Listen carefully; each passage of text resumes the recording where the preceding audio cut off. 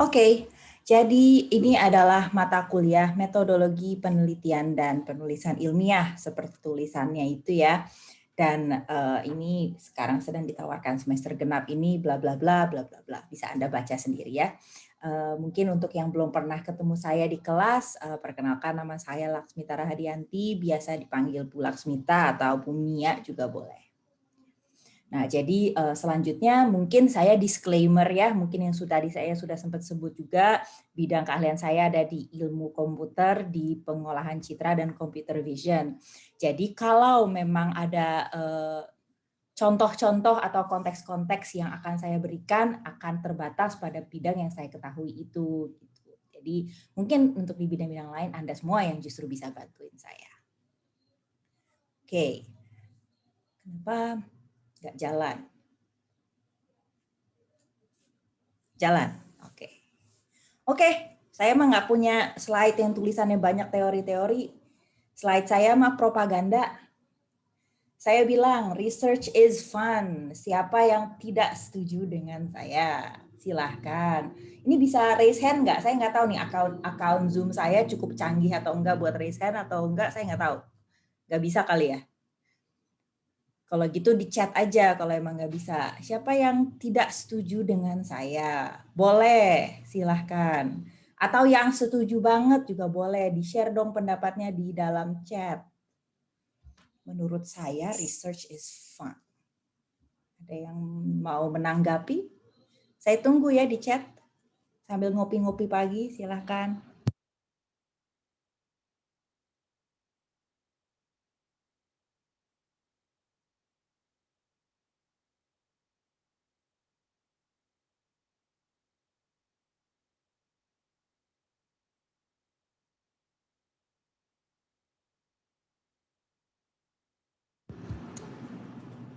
Di chat belum ada yang muncul. Kalau misalnya tidur-tiduran, tapi saya jangan dicuekin dong. Bagaimana tanggapannya? Apakah setuju, apakah tidak setuju, apakah sangat tidak setuju, dan apakah sangat setuju, atau biasa-biasa aja belum tahu. Silakan di-share ya di chat.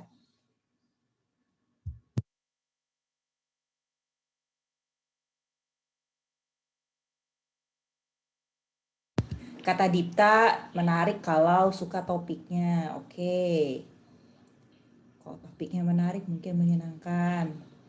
Kata Fauzan, ada pendapat lain. Ada lagi? Cuman 3 nih, cowok-cowok, cewek-cewek belum kedengeran nih.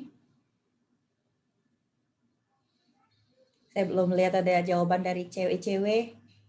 Oh ada, alhamdulillah dari Amira, katanya setuju, tidak tertarik semua bidang research. Oke, nah saya belum tahu karena belum pernah melakukan research. Oke, fair. Ada tanggapan lain mungkin?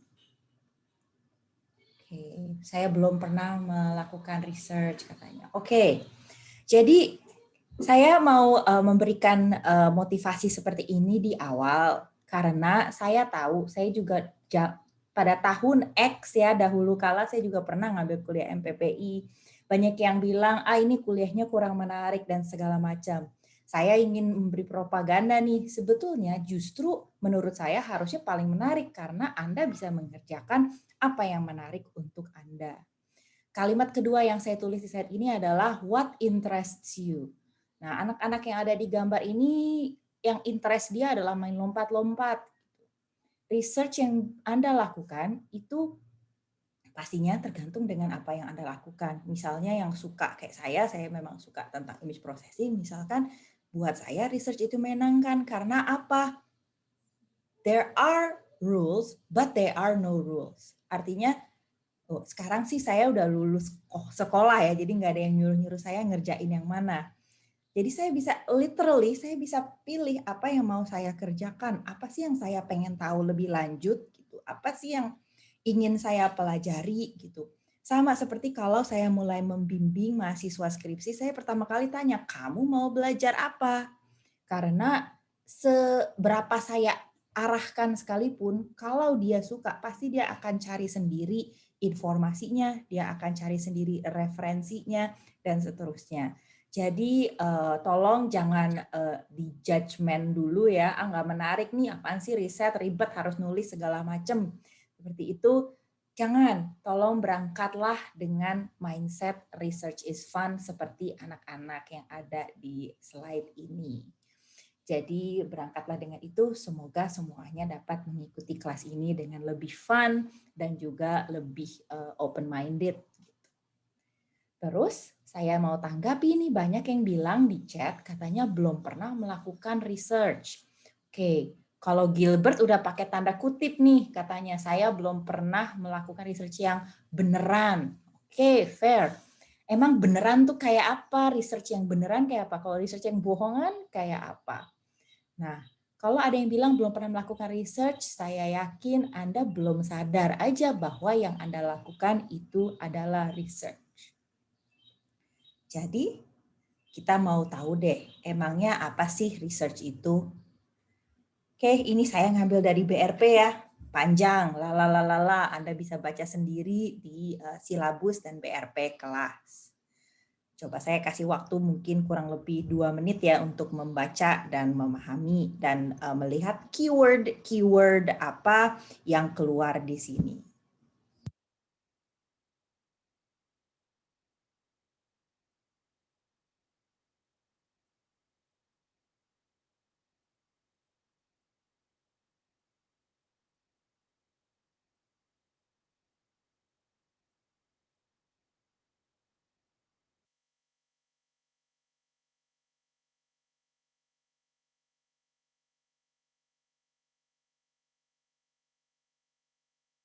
Oke, baru semenit sih, cuman siapa tahu ada yang udah selesai.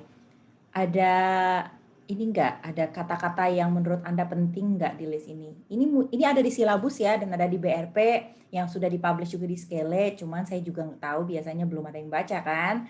Jadi mungkin sekarang saya kasih chance untuk baca, dan tolong kasih tahu saya dong ada keyword-keyword apa yang menurut Anda penting di teks ini. Kata Rio Actonly katanya write a scientific paper. Udah tulis write, udah pada takut tuh. New knowledge. Oke, kata Dita new ya. Kemudian systematic and logical. Betul. Ada lagi nggak?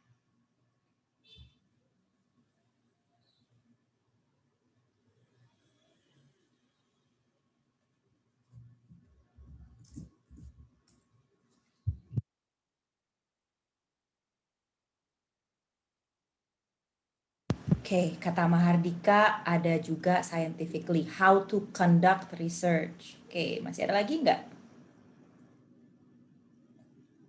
Research report, ways of thinking. Oke, nah saya silahkan ya kalau masih ada yang mau kalau masih ada yang mau menulis silahkan. Tetapi saya akan mulai maju nih ya. Jadi di sini ada tulisannya banyak kata-kata bla bla bla panjang-panjang, kata-kata bahasa Inggris. Coba saya sorot ya bagian-bagian yang menurut saya relevan dengan course ini. Nah, saya sorot research methodology dan scientific writing. Itu kan nama kuliahnya ya, metodologi riset dan penulisan ilmiah. Nah, kemudian yang saya rasa penting adalah thinking, mikir. Kemudian mikirnya juga nggak sembarang mikir, tetapi systematic and logical process dan scientifically. Kemudian, to a large extent, the course deals with how to conduct research. Ini harusnya saya panjangin tulisannya ya, how to conduct research in CSISIT fields ya, karena kita akan bicara dalam konteks computer science. Sehingga researcher dapat manage resources. Resources itu apa aja sih? Waktu, akses jurnal, apalagi kalau ada penelitian yang menggunakan GPU, resources yang Anda gunakan di dalam riset itu macam-macam dan cara memanagenya itu beda-beda. Misalnya kalau saya, mahasiswa bimbingan saya itu resources karena bisa diberdayakan untuk mengerjakan riset. Itu gimana caranya manage-nya. Kemudian write the research report scientifically. Saya tulis scientifically di sini penting karena nulis research report itu bukan seperti menulis artikel. Itu yang saya rasa kadang-kadang mahasiswa suka tertukar. Jadi karena terbiasa mungkin ya menulis tulisan yang lebih artikel atau lebih jurnalistik, itu tidak sama dengan cara menulis research report. Jadi yang diperlukan di akhir adalah suatu pemahaman tentang new knowledge, skill, dan attitude di dalam bidang area computer science. Oke, jadi tadi kata-katanya kita susun kata-kata yang tadi saya sorot, saya bikin list ya biar cukup jelas apa sih yang bakalan di-cover di kuliah ini. Metodologi riset, scientific writing, cara berpikir sesuai proses sistematis dan logis, how to conduct research, how to manage resources, bagaimana menulis research report, dan new knowledge. Mungkin kata-kata ini masih kurang jelas, saya coba terjemahkan menjadi subtopik. Nah, jadi saya ubah jadi subtopik itu yang tadi katanya ways of thinking panjang-panjang kita jadikan istilah pendek yaitu critical thinking, dan yang kedua dari terakhir saya bilang write the research report so that others understand. Nah, ini yang sering dilupakan oleh peneliti. Saya misalnya meneliti sesuatu selama 6 bulan. Saya sudah paham luar dalam apa yang sedang saya pelajari, apa yang saya teliti itu. Tetapi kalau saya tulis, terus habis itu dibaca sama Heinrich belum tentu tahu apa yang saya omongin. Jadi ketika saya harus menulis research report, itu bukan untuk saya, tetapi agar dapat dipahami orang lain yang tidak menghabiskan 6 bulan mempelajari hal tersebut. Dan yang terakhir ini adalah motivasi kita ingin menciptakan knowledge baru di bidang kita. Jadi ini adalah 4 poin penting dari yang tadi saya coba gabung-gabungkan lagi. Ini adalah 4 poin penting yang mungkin perlu Anda fokuskan. Nah, kalau kayak gini jadi nggak ribet kan ya yang harus dipelajari. Cuman 4 hal kok. Metodologi riset, gimana caranya saya bisa berpikir kritis, bagaimana saya bisa melaporkan riset saya, dan terakhir saya harapkan meninggalkan kelas ini Anda mempunyai sedikit spark atau dipicu untuk ingin melakukannya untuk membuat knowledge baru di CSIS or IT. Motivasi ini hanya bisa saya harapkan dan saya berusaha pupuk, tapi tentunya datangnya harus dari Anda dan nggak bisa saya ajarin. Oke, sampai sini apakah ada pertanyaan? Silahkan, boleh di chat, boleh di unmute.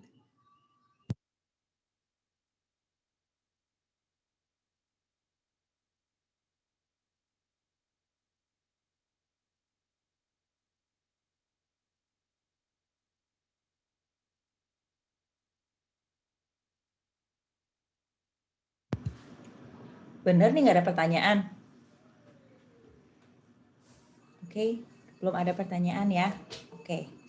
Oke. Jadi yang sekarang saya sedang tunjukkan ini adalah sedikit irony di mana research itu never ending. Jadi di sini katanya just once I want to see a research paper yang tamat, selesai suatu riset. Ini enggak. Saya berpendapat itu tidak mungkin terjadi. Riset itu endless, tidak pernah selesai. Saya mengerjakan apa pasti bisa diimprove, apa yang saya kerjakan pasti bisa dikritisi, dan that is the whole point of research. Karena apa yang sudah ada bisa ditambahkan, bisa dibuild lagi sehingga menjadi hal yang lebih bermanfaat.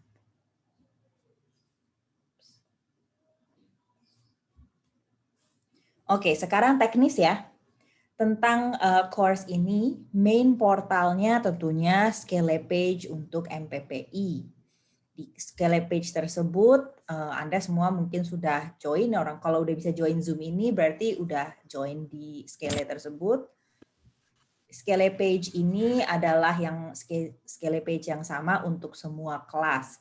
karena materi bacaan dan link videonya semuanya sama. Akan ada reading materials dan forum di Skele tersebut. Pengumuman, submission of tugas dan segala macam itu akan ada melalui Skele. Ini yang saya bold di sini ya. Anda yang bertanggung jawab untuk ngecek Skele secara rutin. Artinya kalau ada pengumuman dan Anda miss karena nggak cek Skele, itu bukan tanggung jawab saya. Live lectures akan diberikan melalui Zoom pada jam kelas. Oke, ini adalah simulasi dari 1 minggu pembelajaran. Kan kita tahu ya, 1 semester perkuliahan itu dirancang per minggu. Jadi untuk 1 minggu semua materi akan dipublish atau sudah dipublish sampai akhir dan Anda dapat mempelajarinya at your convenience. Artinya saya paham kalau pas lagi rame dengan tugas-tugas lain dan dengan kuliah lain, mungkin Anda nggak sempat baca dari awal minggu. Understandable. Sudah kami sediakan untuk Anda pelajari kapanpun Anda mau. Kalau dipelajari baru sempat hari Jumat jam 7 pagi, no problem. Anda nggak sempat belajar minggu ini, baru sempat belajar minggu depan, nggak masalah. Tetapi mohon dapat di pace ya, dan juga di manage sendiri. Kita anggap Anda sudah dewasa semua, jadi Anda silakan mempelajari materi secara mandiri. Untuk mengecek pemahaman Anda, setiap minggu akan ada weekly forum discussion. Jadi akan ada pemicu, 1 atau 2 pemicu di Skele. Dan forum ini per kelas ya. Jadi forumnya sih rame-rame, tapi thread-nya per kelas. Tolong dijawab di thread masing-masing supaya mudah untuk asisten merekap jawaban Anda. Dan itu ada batas waktunya ya, seperti yang sudah tadi disebut sama Nadif, itu ada batas waktunya kapan dibuka dan kapan ditutup. Kemudian live lecture akan diberikan selama official class hours pada hari Jumat ini. Kalau yang udah sempat lihat di BRP, kelas itu hanya sampai pekan ke-11 kalau nggak salah, karena sisanya itu untuk Anda mengerjakan mini riset. Kemudian Anda harus menulis weekly reflection yang harus dikerjakan sebelum Rabu dari minggu depan lagi. Jadi ini akan direkap ya, both weekly forum discussion-nya juga weekly reflection, dan ini yang akan kita gunakan sebagai absensi asinkronus. Oke, untuk official class hours MPPI itu hari Jumat jam 8 sampai 10.30 itu yang dijadwalkan oleh fakultas dan ada di SIAK. Tetapi mulai minggu depan, khusus hari ini kita tadi mulai jam 8 ya. Mulai minggu depan kita akan mulai synchronous class jam 9. Alasannya adalah itu tadi Timothy berlompat dari tempat tidur yang saya bilang, bercanda ya Timothy ya, saya nggak beneran ya. Jadi supaya Anda punya waktu untuk mengecek materi yang akan dibahas hari itu sebelumnya. Kayak tadi saya bilang, sebetulnya sudah disediakan dari hari Senin, tetapi saya paham sebagai mahasiswa kadang-kadang tidak sempat, ada kuliah-kuliah lain yang lebih mendesak, atau mungkin simply mager. Tapi kalau dengan begini harapan saya Anda nggak punya alasan, ini jam resminya MPPI, berarti Anda bisa memulai jam resmi MPPI dengan mempelajari materi yang ada. Jam 9 sampai jam 10 kita akan mengadakan live lecture. Jadi mulai minggu depan, mulainya jam 9, tidak jam 8. Saya hanya ingin menggunakan 1 jam untuk memberikan materi karena seperti tadi saya bilang, untuk teori-teorinya Anda bisa baca sendiri. Konteks yang akan saya berikan di kelas live lecture lebih dari pengalaman dan agar Anda dapat menempatkan misalnya nama-nama metodologi di dalam konteks computer science. Di akhir 1 jam sync ini, saya akan mengintroduce suatu mini task. Task ini agar dikerjakan dalam 30 menit terakhir. Ini in-class task. Task ini kita akan lakukan melalui Gdocs, Gsheets, atau Gforms Anda harus menggunakan UI account Anda ya, dan akan di-lock sebelum 10.30 pagi. Jadi 30 menit terakhir ini jika dirasa perlu saya akan tetap on di Zoom, jadi live lecture-nya lanjut 30 menit untuk menemani Anda mengerjakan task ini, atau jika tidak perlu ya saya akan leave dan Anda bisa mengerjakan 30 menit itu secara mandiri, tetapi 10.30 tetap akan saya lock apapun task itu. Jangan takut, task ini bukan yang kompleks-kompleks, saya janji tidak yang kompleks-kompleks, ini hanya untuk menerapkan apa sih yang baru saja kita pelajari di live lecture. Oke, peraturan tentang live lecture tadi akan diberikan jam 9 sampai 10 atau 10.30 tergantung tasknya setiap hari Jumat. Saya beri tanda bintang di situ kalau dirasa ini topiknya terlalu susah dan Anda perlu mulai jam 8 dengan saya, itu akan diumumkan melalui Skele. Poin utama dari live lecture adalah rekap dari materi pekan itu dan Q&A. Artinya jangan harap saya akan membahas satu-satu slide yang ada di materi kuliah. Saya akan highlight yang penting dan saya akan berusaha memberikan konteks dan Anda boleh bertanya. Akses Zoom link ini sudah ada di Skele ya, dan Anda diharapkan untuk aktif berpartisipasi. Boleh join kapan aja. Sempat ada yang tanya, Bu, kalau saya join telat gimana? Nggak masalah, silahkan join. Anda kalau misalkan ada keperluan, joinlah 30 menit pertama, kemudian harus leave, nggak perlu izin saya, santai aja. Mute mikrofon Anda, tetapi jika memungkinkan, temenin saya dong, nyalain kameranya.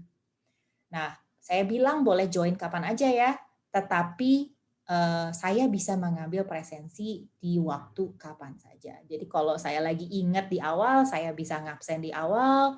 Kalau misalkan saya pas lupa, mungkin di akhir. Kalau saya lagi iseng, di tengah-tengah.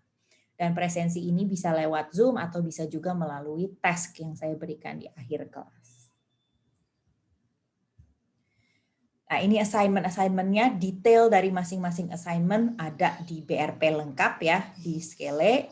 Ada bacaan-bacaan yang sudah dipublish semua di Skele. Class participation dan online participation. Jadi kalau Anda banyak bicara di kelas dan Anda banyak berpartisipasi di forum Skele, tentunya akan direkap dan mendapat nilai. Akan ada kuis, 2 kali kuis panjang semester tentang teori kelas, teori materi maksud saya, tetapi yang lebih penting adalah tugas-tugas ini di mana Anda dilatih untuk menulis.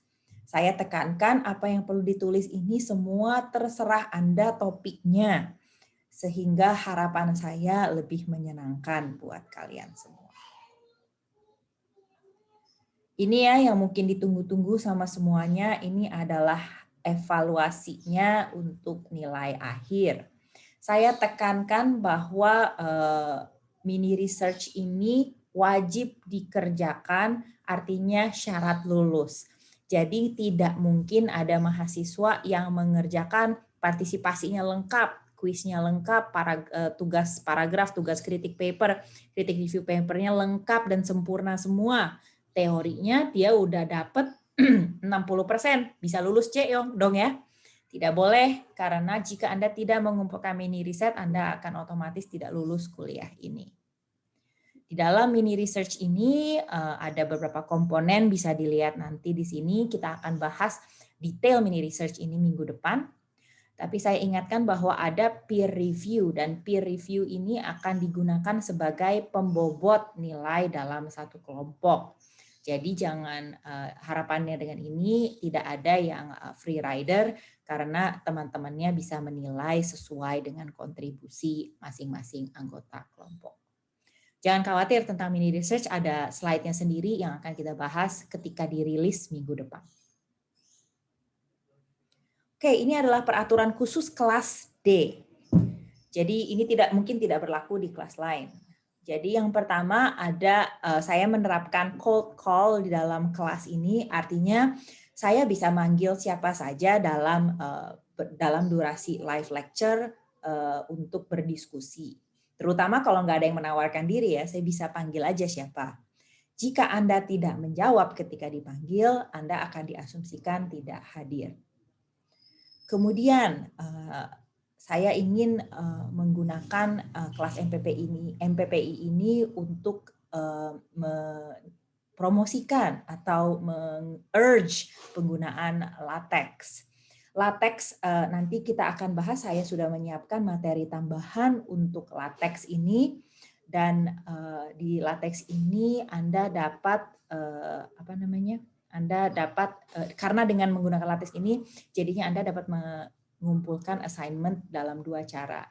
Kalau di deskripsi tugas yang ada di Skele yang berlaku untuk semua kelas diarahkan menggunakan Microsoft Word, Anda tetap boleh menggunakan Microsoft Word, tetapi saya akan memberikan kompensasi tambahan lah ya untuk yang mengerjakan dengan menggunakan latex.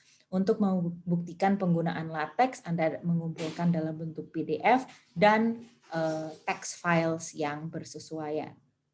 Yang terakhir adalah penggunaan bahasa Inggris. Semua tugas yang diberikan dimaksudkan untuk dikerjakan dalam bahasa Indonesia. Tetapi Anda boleh, tolong ini saya sorot ya, boleh, bukan harus, Anda boleh mengerjakannya dalam bahasa Inggris. Kenapa? Karena pada kenyataannya banyak nantinya kalau Anda riset betulan, publikasi itu akan dikerjakan dalam bahasa Inggris. Jadi untuk poin kedua dan ketiga tentang latex, ini tidak harus, tolong ditekankan, ini tidak harus dikerjakan dan bukan merupakan requirement dari kelas ini. Akan tetapi jika Anda mengerjakan tugas menggunakan latex atau dalam bahasa Inggris, akan kami tandai dan akan saya pertimbangkan untuk nilai tambah di komponen partisipasi. Kenapa di komponen partisipasi? Karena untuk tugas dan kuis ini kan fix untuk semua kelas, tidak adil kalau saya utak-atik dan saya tambahkan. Tetapi untuk kelas participation ini kan hak saya, jadi saya bisa mengatur nilai tambah sesuka saya di situ. Oke, sebelum kita berakhir tentang pengantar kelas, ini adalah kontak saya. Anda boleh email saya kapan saja kalau ada isu terkait kelas ini. Ini adalah asisten MPPI, yang pertama itu koordinator seluruh kelas, dan khusus kelas ini ada 3 orang, yaitu Shiva, Dena, dan Rezaldi, yang akan membantu dalam pengerjaan tugas dan penilaian tugas. Oke, ini adalah slide terakhir dalam pengantar. Kami ingin menekankan academic honesty, dan ini bukan hanya karena Anda harus mengikuti SKDK tentang kejujuran akademik sekolah, tetapi kami ingin menekankan kebiasaan tentang academic honesty di research in general. Plagiarism is a thing. Anda mungkin sudah pernah dengar ya, banyak peneliti-peneliti papan atas yang terkena kasus juga tentang plagiarism seperti ini. Tidak ada toleransi terhadap plagiarisme dan akan immediately secara otomatis diberikan nilai E jika ditemui adanya kasus plagiarisme. Tentunya akan melalui klarifikasi ya, karena mungkin Anda baru belajar menulis sekarang, jadi masih hati-hati, nggak tahu apa yang perlu boleh di-copy begitu saja, mana yang harus di-rewrite. Jadi tentunya ada lowong di situ. Tetapi intentional plagiarism itu akan langsung diberikan nilai E. Oke, sampai di sini apakah ada pertanyaan?